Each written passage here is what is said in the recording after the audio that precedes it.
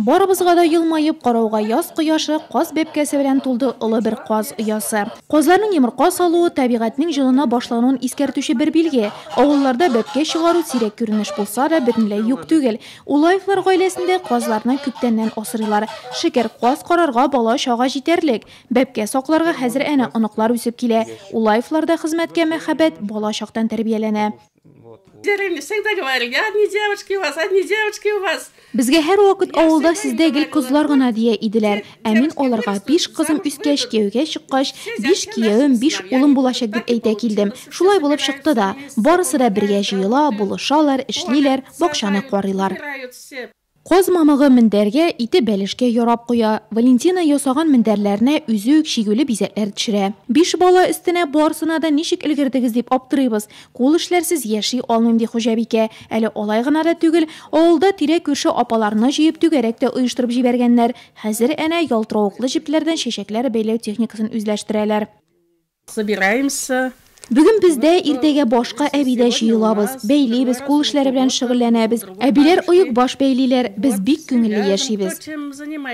Это очень хорошо, когда девочек много в семье. Гаиләдә кызларның күп булуы яхшы. Без гел шалтыратып, хәлләр белешеп торабыз. Шатлыклар да, кайгылар да уртак. Кайгыларның аз булуын телибез инде, күбрәк бәхетле мизгелләрне исәплибез. Әниебез дә, әтиебез дә әйбәтләр. Шундый әти, әниебез булуына без бик бәхетле. Алар безгә һәр вакыт ярдәм итә. Света, Зина, Галя, Люба, Лена. 5 кызны дөньяга китерү өстенә 38 ел Хафизов исемендәге колхозда хезмәт куя.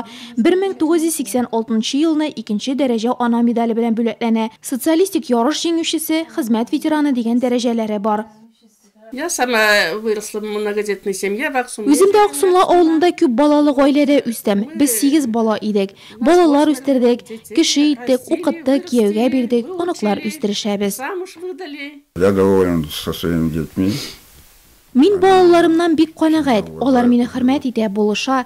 Мин кызларымны яратам. Бер кайчанда нигә улларым юк икән дип уйлаганым булмады. Люблю их, девочек. Петр Иванович белән Валентина Афанасьевна гаилә тарихына 47 ел. Кызларның барысында башлы күзле итү, белем һәм тәрбия бирү өчен тырыша алар. Балалары медицина, нефть чыгару, педагогика тармаклары буенча белем ала. Кызлар, кияүләр һәм 9 ынык Улаевларда еш кунак. Тату гаилә авылдашларга үрнәк булып гомер кичерә. Они любят детей, мы сами тоже любим. Алар балалар ярата. Үзебез дә 5 булганга бала җанлы булып үстек. Зур апалар безне карашты. Күп бала белән әти-әнигә бик үк җиңел булмагандыр. 5ебез 5 төрле бит. Шуңа да без әти-әнибез белән горурланабыз. Алар шәфкатьле, һәр чак ярдәмгә әзер. Без дә аларны хөрмәт итәбез, яратабыз.